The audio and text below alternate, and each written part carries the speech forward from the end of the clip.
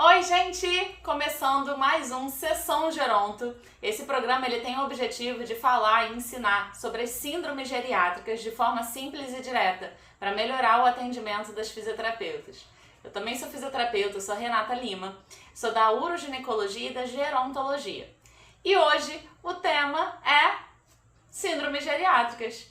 Sim, eu vou falar hoje de forma mais global o que de fato são as síndromes geriátricas. Eu falo muito pontualmente, explico o que é incapacidade cognitiva, insuficiência familiar, iatrogenia, instabilidade postural, mas eu falo pontualmente de cada uma delas e hoje eu quero trazer uma dúvida muito comum que eu sempre recebo, que é o que é, ou melhor, o que são as síndromes geriátricas? Para que a gente entenda de forma muito simples, síndromes geriátricas são um conjunto de sintomas que a pessoa idosa é mais suscetível de desenvolver e ela pode associar outras doenças. Então é um conjunto de sintomas, de comorbidades que acomete a qualidade de vida, acomete a funcionalidade, acomete, a vida dessa pessoa, tá? E aí a gente tem 7 síndromes, sendo que existem mais duas condições que estão sendo cada vez mais estudadas. Vários pesquisadores estão abordando esses dois assuntos e que muito provavelmente vão fazer parte das síndromes geriátricas. Então pode ser que num futuro próximo já não sejam mais 7 síndromes, né? As 7 Is da geriatria. E sim, sejam 9. Mas não vai ter um I aí. Eu vou falar melhor disso daqui a pouquinho. Antes da gente continuar a falar sobre síndromes geriátricas, é importante a gente entender o porquê que a gente deve estudar as síndromes. Por que eu preciso conhecer as síndromes? Vamos voltar um passo atrás. Antes da gente falar das doenças, a gente tem que entender o que confere, ou melhor, o que condiz ali com o significado de saúde de uma pessoa acima de 60 anos. Quando a gente fala de saúde, é muito fácil remeter na nossa cabeça uma pessoa que esteja saudável, sem doenças e bem, né, com todos os aspectos da vida dela. Social, físico, espiritual, psíquico, emocional, enfim. Então é muito fácil a gente imaginar desse sentido. Só que quando a gente vai para pessoa idosa, acima de 60 anos, será que todos esses aspectos da nossa vida, será que está tudo em perfeita harmonia? Está tudo funcionando totalmente, como o adulto jovem? Não necessariamente, até porque a gente tem todo o nosso envelhecimento fisiológico e que ele vai demandar um declínio de determinadas funções do nosso corpo, de sistemas, e automaticamente o que isso pode acontecer? Faz com que essa pessoa ela tenha uma redução ali no nível de energia daquele corpo, então automaticamente, lógico, mas pensa assim, quando a gente está falando do envelhecimento senescente, ou seja, envelhecimento fisiológico, eu estou falando de um organismo que realmente está reduzindo o declínio, está reduzindo a funcionalidade, ou melhor, está reduzindo o declínio, não, está em declínio, está reduzindo a funcionalidade, porém, ele quando não tem um acúmulo de estressores, e o que poderia ser esse acúmulo de estressores? Justamente o que eu falei do conjunto de sintomas que vão gerar doenças, vão gerar piora na funcionalidade dessa pessoa. Então, quando não tem esse conjunto de estressores, essa pessoa ela consegue ficar em harmonia, ela consegue ficar em equilíbrio, homeostase. Então ela não vai desenvolver esse declínio mais avançado, tá?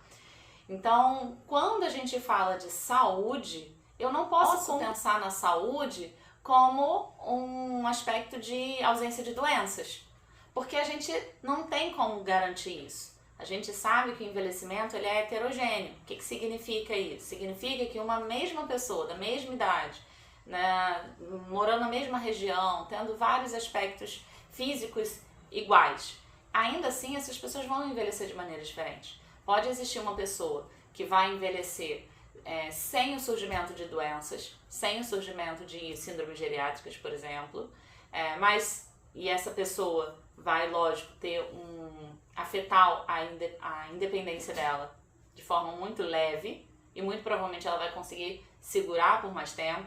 Existe uma pessoa que ela vai só surgir sintomas e sinais de doenças muito tardiamente, tá? Então isso pode acontecer também, essa pessoa consegue... O que a gente viu agora, fazendo uma pausa, né? O que a gente viu na pandemia? A gente viu que diversas pessoas, todo mundo lá falando, nossa, mas mamãe era muito funcional, papai era muito funcional, ou ativo, né? A palavra mais usada é ativo. Era ativo, mas depois da pandemia começou a surgir um monte de coisa. Então a gente vê que em um determinado momento começou a surgir diversas complicações. Muitas delas causadas pelo isolamento. Vou falar de isolamento dentro de de várias síndromes, mas uma em especial. Mas essa pessoa, né, ela tem a mesma idade que a outra, mas ela segurou por mais tempo, com ausência de doenças, de sinais e sintomas, de comorbidades, e pode passar a desenvolver. E existe um outro perfil que pode ter a mesma idade, mas que surgiu as doenças, as comorbidades muito cedo e está se arrastando, tá? Por esse tempo todo. A gente não vai entrar no critério de que, mas é mais sofrimento, mas como ela consegue estar mais tempo. Não vou entrar nesse critério. É só para identificar que existem diversos perfis de pessoas, tá? Por isso que o envelhecimento é heterogêneo. Bom, e aí a gente entra no conceito de, se a saúde não é igual à ausência de doenças, então o que é a saúde da pessoa idosa?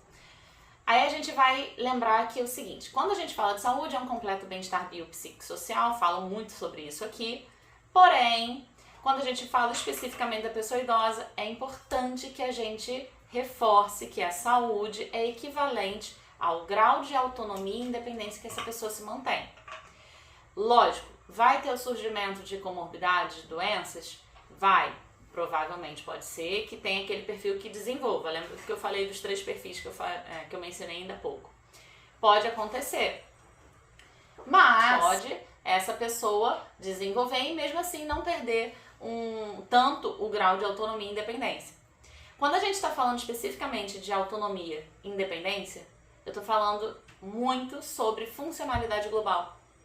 A funcionalidade global, ela é a junção, né, da autonomia e da independência dessa pessoa. E aí a gente vê o grau de saúde que ela tem, tá? Lógico que vai ser olhado, vai ser visto, vai ser investigado, tratado, qualquer sinal e sintoma, qualquer sequela que essa pessoa venha aparecer. Mas a gente vai sempre, o foco dentro da gerontologia vai ser sempre em manter a funcionalidade dessa pessoa. E o que destrinchando um pouco mais a autonomia e independência, o que seria isso, né? A autonomia é a nossa capacidade de decisão, é aquela capacidade que a gente pode gerir a nossa vida. Então eu decido o que eu quero fazer, quando eu quero fazer, eu decido quanto eu quero gastar, quando não quero gastar, enfim. Para isso, eu preciso de dois pilares, digamos assim. A cognição, que é são as nossas faculdades mentais, atenção, memória, linguagem, função executiva, tá? E o nosso humor, para que eu tenha motivação para fazer aquilo que eu determinei que ia fazer, aquela tomada de decisão, ok?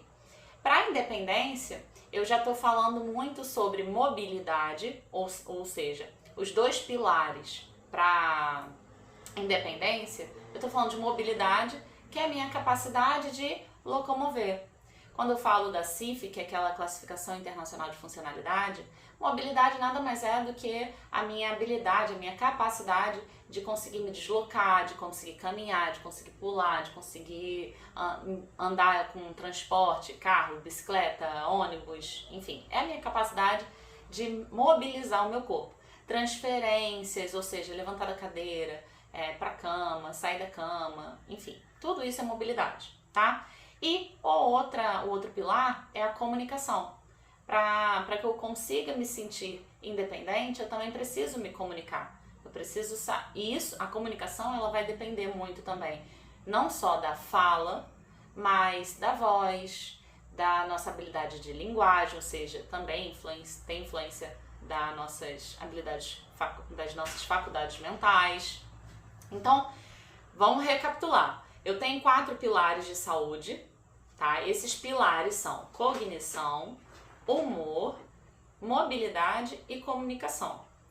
Desses 4 pilares, 2 vão estar muito mais conectados com a minha capacidade de autonomia, que é a tomada de decisão, e 2 estão conectados com a minha independência, que é a forma como eu vou executar aquela tomada de decisão. Então, como eu vou fazer o que eu decidi, tá? E essas 2 capacidades, autonomia e independência, formam a nossa funcionalidade global. Que lá no topo disso tudo que eu já falei, vem a nossa saúde. Então, a saúde ela é medida pela autonomia e independência. Como é que a gente mede isso, Renata? Como é que a gente pode medir a autonomia e independência de uma pessoa idosa? Através das atividades de vida diária. Básicas, que tem a ver com o nosso autocuidado, autohigiene, se a gente consegue se alimentar, se a gente consegue fazer a higiene íntima, enfim. E as instrumentais, que são a nossa habilidade de convivência social, fazer a nossa comida, habilidades mais elaboradas, fazer a nossa comida, habilidade de, por exemplo, controlar o remédio, a hora que toma, qual remédio, habilidades como, por exemplo, subir escada, enfim. Então, as atividades de vida diária, tá, que são complexas, é a forma como a gente vai interagir com o mundo, tá, e cuidar de nós mesmos. Essas atividades são as medidas para a funcionalidade global, tá? Então, entendendo isso agora, aí a gente começa a entrar nas síndromes geriátricas. Como assim? Quando a gente fala lá daqueles pilares, eu começo a criar ramificações de que, por exemplo, quando eu falo de cognição, eu penso que qualquer doença, qualquer sintoma, condição que afete a minha habilidade cognitiva e de humor também, eu vou estar afetando a minha autonomia. E quais são as síndromes, ou melhor, qual é a síndrome que possa afetar o meu pilar de cognição e humor? As incapacidades cognitivas. Dentro das incapacidades cognitivas, eu tenho 4 Ds. Olha como é que é incrível, né? É mais fácil de memorizar dessa forma. Então, lá as síndromes geriátricas são 7 Is. Então, comecei agora falando da incapacidade cognitiva. Dentro da incapacidade cognitiva, eu tenho as 4 Ds. Então, são elas, né? Demência, depressão, delírio e doenças psíquicas, como, por exemplo, esquizofrenia, tá? Então, se a pessoa idosa apresenta uma dessas 4 Ds, algum tipo de demência, depressão, delírio, estado confusional agudo, ou mesmo esquizofrenia, por exemplo, se ela apresenta alguma dessas, automaticamente isso vai afetar o nível de atividade de vida diária, ou seja, vai afetar a funcionalidade global dessa pessoa. Então, incapacidade cognitiva. Uma outra condição que a gente pode visualizar, que aí não tem tanto a ver com a nossa autonomia, mas sim com a nossa independência, é, por exemplo, a instabilidade postural. E o que é instabilidade postural? É qualquer condição que afete a nossa habilidade de se manter estável, de ser reativo a uma perturbação, de manter estabilidade durante um movimento voluntário. Então, qualquer condição que afete a instabilidade ou que afete a estabilidade de uma pessoa idosa é uma síndrome geriátrica chamada instabilidade postural. E Renata, isso afeta o quê? Afeta a minha independência. Quem aqui nunca ficou tonto? Se já ficou tonto, sabe o quanto é ruim. A vida não dá para funcionar direito. Você não consegue andar na rua com tranquilidade. Você tá tonto, a qualquer momento você acha que você pode cair. Estabilidade postural está diretamente relacionada com quedas, por exemplo. Então é uma síndrome que levanta muito Lógico, incapacidade cognitiva também é uma síndrome muito perigosa porque ela vai reduzir consideravelmente a funcionalidade dessa pessoa, a autonomia e a independência. Mas falando da instabilidade postural que leva à queda, ela também aumenta muito as chances de hospitalizações, mortalidade, então é uma síndrome muito perigosa. E tem muita relação com aquele pilar de mobilidade da independência, tá? Então ela afeta muito a nossa mobilidade, a nossa capacidade de andar, de se mexer, de fazer transferências, de virar para um lado para o outro, enfim, tá? Dando sequência dentro das Is, agora a gente vai falar da imobilidade. Então, depois da instabilidade postural, imobilidade é uma outra síndrome geriátrica. Também tem relação direta com nosso pilar de mobilidade dentro da independência, tá? E é qualquer condição que te deixe imóvel.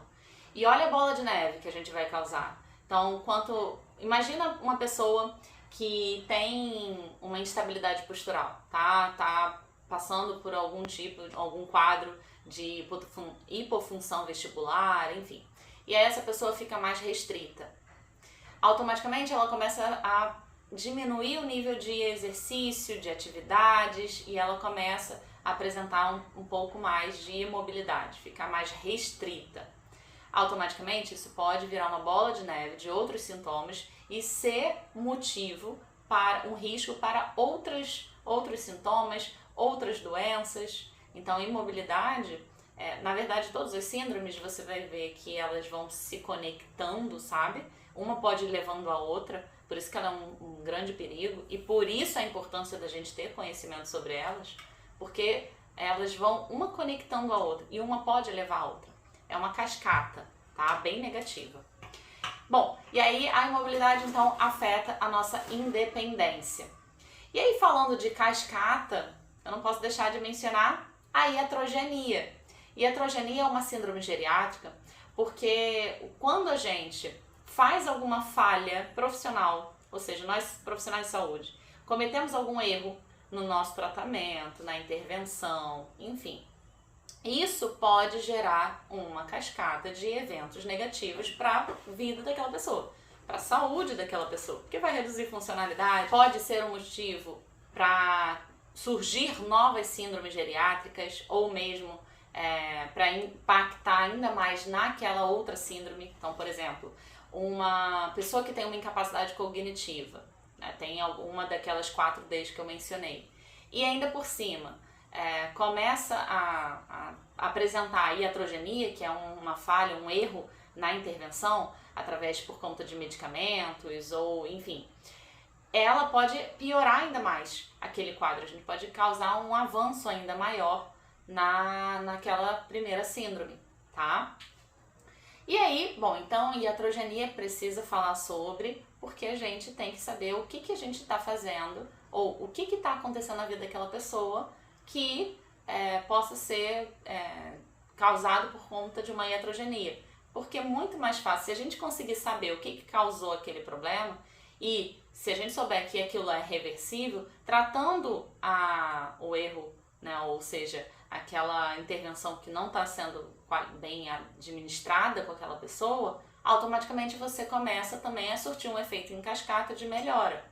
Lógico, dependendo do tempo que essa pessoa está com essa condição, vai ser muito mais difícil, o tempo de recuperação também vai ser demorado. Um exemplo, uma vez eu atendendo uma paciente que ela se referia a vertigens, tá? E ela estava sendo tratada como labirintite, aquele quadro clássico, tá? Mas ela era, na verdade, um caso de uma VPPB.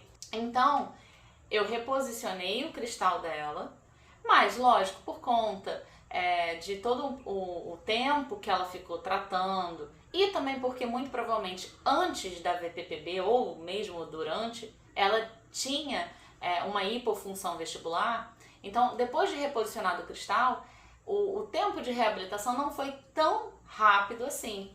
É muito comum, principalmente em pacientes mais velhos, pacientes idosos, que quando faz o reposicionamento de cristal, no caso da VPPB, é muito natural que essa pessoa não se sinta tão bem tão rápido como é com, por exemplo, adultos jovens, por conta de todo um histórico, na verdade, histórico de hipofunção, histórico de tempo que ficou com aquela condição, tá? Então ela, na verdade, estava tendo uma iatrogenia, porque não estavam tratando ela da forma adequada.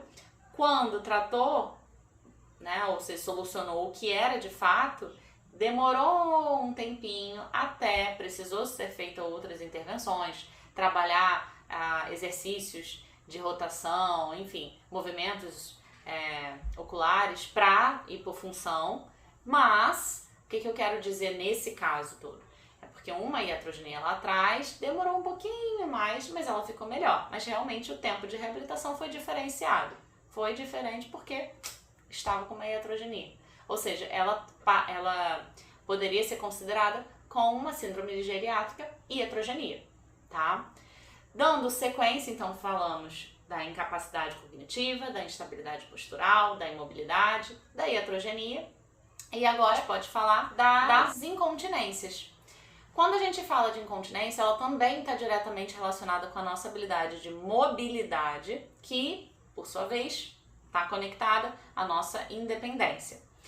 As incontinências, seja ela fecal ou urinária, mas é claro, a urinária vai ter uma proporção maior, uma incidência maior, mas as incontinências, elas são quando a gente perde a nossa habilidade de conter. Ou seja, nós somos preparados para conter a nossa vontade de fezes, de xixi, quando a gente está num local socialmente adequado. Então, quando a gente quer urinar, e está com vontade, lógico, a gente consegue ir no local adequado e urinar. Da mesma forma, fezes. Não na mesma proporção de fisiologia, porém, de forma simples falando, basicamente é isso. Quando a gente perde essa habilidade, isso está relacionado com a nossa mobilidade, e isso afeta demais a autonomia também dessa pessoa. Olha que loucura. Tem a ver muito mais com a mobilidade e que está relacionado com a independência. Uma pessoa incontinente, ela vai se sentir mais dependente, por exemplo, uma roupa íntima descartável, um absorvente, enfim, um carefree da vida, tá? Então, essa pessoa fica mais dependente nesse sentido, entre outras condições. Porém, tem um detalhe. As incontinências, ela mexe demais com, por exemplo, quadros de ansiedade, de depressão. Então, isso afeta o quê? O meu humor. Quadros de incontinência, onde essa pessoa precisa administrar algum medicamento, e dependendo do medicamento, ele pode mexer com o nosso nível de cognição, isso pode mexer na nossa cognição, que é um outro pilar, e automaticamente isso está diretamente relacionado com a nossa autonomia. Então, olha, uma síndrome geriátrica, que é a incontinência, ela está afetando ali um dos pilares voltados mais para a independência, mas ela pode ser precursora de uma incapacidade cognitiva, por exemplo. Então, elas sempre vão se relacionar. E por isso, a importância de rastrear sempre essas síndromes. Quando você faz a avaliação do seu paciente, faz a avaliação multidimensional dessa pessoa, você no finalzinho da sua avaliação, faça ali, descreva quais são os síndromes que você detectou, que você ali identificou naquele paciente com base na sua avaliação, tá? Só para que você tenha um respaldo para você, opa, já sei que eu tenho que prevenir aqui, já sei que eu tenho que atuar ali, então facilita o nosso raciocínio. Agora, um pouco sobre duas síndromes que têm muita relação com a nossa comunicação, que por sua vez tem relação com o nosso pilar de independência, com o nosso grau de independência, tá? Que está voltado para a comunicação. Então, essas síndromes geriátricas, que elas têm muita relação com a nossa comunicação, que consequentemente o nosso grau de independência. Então, a primeira dela é a incapacidade comunicativa. A incapacidade comunicativa, como eu já disse, ela tem relação, ou seja, a comunicação, né, tem relação direta com a independência, porque é a nossa habilidade de como a gente se expressa e também como a gente compreende. Tem relação direta com a nossa cognição, porque depende das faculdades cognitivas também, mas depende muito também de motricidade orofacial, depende de voz, depende de fala, depende de como a gente, linguagem, de como a gente interpreta e como a gente se faz ser compreendido. Um exemplo que eu gosto muito de dar sobre a insuficiência comunicativa é: você não se sente dependente caso você esteja numa situação em que você não fala a mesma língua que está sendo falado naquele ambiente? E aí automaticamente você fica dependente de alguém traduzir para você ou mesmo de um aparelho, por isso que é relacionado com a nossa independência. E a outra síndrome que eu ia falar, que é a insuficiência familiar. Ela é mais recente, mas essa síndrome ela tem relação com a rede de apoio que aquela pessoa idosa recebe. E aí lembra que lá no comecinho do vídeo eu falei que tem o isolamento, lembra do isolamento da pandemia? A insuficiência familiar, ela tem uma relação muito forte com isolamentos, por exemplo. Isolamento social. Se essa pessoa não tem rede de apoio, ela é muito mais suscetível à mortalidade. Por quê? Ela pode acontecer alguma situação com ela que ela está sozinha e não consegue se proteger. Então essa rede de apoio, ela é muito importante para nossa independência, mas também para nossa autonomia. Se a gente tem a síndrome de insuficiência familiar, porque nossa rede de apoio é composta por família, prioritariamente, mas ela também é composta por amigos, por vizinhos, por porteiro, por equipe profissional. Então, se essa pessoa ela não tem uma rede familiar, mas ela tem condições ou mesmo acesso a uma equipe profissional, vem como um auxílio, vem como uma alternativa, tá? Mas, lógico, família sempre vai ser a principal rede de cuidados, principalmente quando essa pessoa entra com um declínio funcional mais grave, tá? Então, se essa pessoa não tem esse suporte, ela fica mais suscetível caso aconteça alguma situação, mas ela também pode se isolar mais. E o isolamento, ele pode gerar o quê? Ele pode gerar, por exemplo, perda de massa muscular, pode gerar redução do nível de metabolismo, porque está reduzindo o nível de atividade. E isso pode gerar o quê? Uma imobilidade, que por sua vez pode afetar a incontinências, pode levar a incontinências. Outra situação, pode gerar uma instabilidade postural por conta de uma privação sensorial, perda de músculo, e enfim. E isso tudo também pode acometer a motivação dessa pessoa, uma incapacidade cognitiva. Então, a insuficiência familiar, ela é recente porque realmente é decorrente mais da nossa modernidade, do fato de que a gente está tendo menos filhos, a natalidade, e está envelhecendo mais, só que a família está reduzindo. Então, ela foi recentemente, mas a gente às vezes não dá a devida importância para uma rede de apoio. Um paciente que a gente receba e que não tem a rede de apoio tão fortalecida, é nítido que essa pessoa ela tem um declínio funcional, aquela funcionalidade global que eu falei, muito diferente daquele outro paciente que tem uma rede de apoio mais segura, tá? Agora, rede de apoio, entenda, não é grande família. Ter uma grande família não implica em nada se essa família não estiver ali como um suporte para essa pessoa idosa, tá? Então, tem um paciente que tem 10 filhos, bacana. Quantos desses 10 filhos estão ali para dar um suporte? Nenhum. Pronto, então não adianta. Tem uma paciente que tem só um filho e mesmo assim esse filho dá um suporte muito bacana. Pronto, resolvido, é muito diferente. Então não é o número também somente de pessoas que estão envolvidas na saúde daquela pessoa. É também o grau de comprometimento que está envolvido com a saúde daquela pessoa, tá? Enfim, essas são as 7 síndromes. Mas lembra que eu falei que existem 2 que ainda não são não estão dentro das 7 Is, porém elas estão sendo cada vez mais estudadas para pertencer a esse conjunto de sintomas que pode afetar a vida dessa pessoa? Então, dito e feito. A primeira é a fragilidade. A síndrome da fragilidade está sendo cada vez mais estudada como uma síndrome geriátrica, porque ela também afeta. A fragilidade, quando essa pessoa apresenta os critérios, os fenótipos de fragilidade, né? Lentidão da marcha, redução do nível de atividade física, perda não intencional de peso, esforço autorrelatado, né? Um nível de esforço, ou seja, que está afetando a função cardiorrespiratória dessa pessoa. Então, quando a pessoa apresenta algum grau de fragilidade, pode estar acontecendo o que com ela?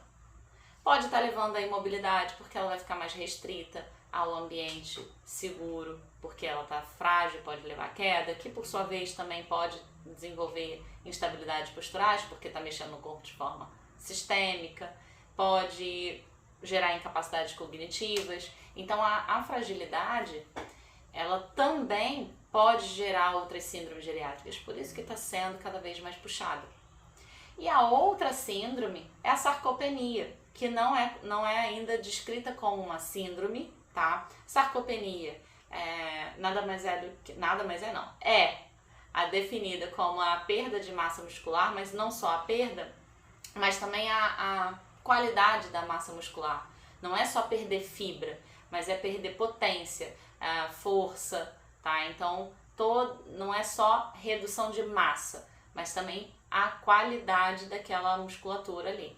Já não vai ter a mesma função. E a sarcopenia, por sua vez, ela pode ser precursora de diversas outras síndromes. A própria fragilidade, quando a gente fala de fragilidade, a pessoa tem que apresentar aqueles critérios, mas existe a tríade do envelhecimento que está diretamente relacionada à fragilidade. A primeira dela é a sarcopenia. Depois, as alterações da imunidade, né, e alterações neuroendócrinas, por exemplo. Então, a sarcopenia, ela é uma condição, tá, que vai levar a outras síndromes geriátricas, fragilidade, estabilidade postural, imobilidade, incontinências, que por sua vez pode gerar outras síndromes. Então, não é ainda descrita como uma das 7 Is, claro que não, até porque se fosse já não seriam mais 7 Is, e sim 8 Is, 9 Is. Eu só não sei ainda como é que vai ser o nome dessa I, né? Mas vai ter que ser uma insuficiência muscular. Será que eu tô já dando uma dica aí de como pode ser o nome? Mas enfim, bota aqui pra mim uma sugestão de nome para fragilidade e para sarcopenia. Coloca aqui uma sugestão. Seria uma insuficiência muscular? Seria uma incapacidade? Não vai rolar. Bom, gente, espero que tenha gostado desse assunto, isso tenha te ajudado. Comenta aqui as sugestões para incrementar nos Is da gerontologia a sarcopenia e a fragilidade. Até o próximo vídeo e deixe seu like, tá? Tchau!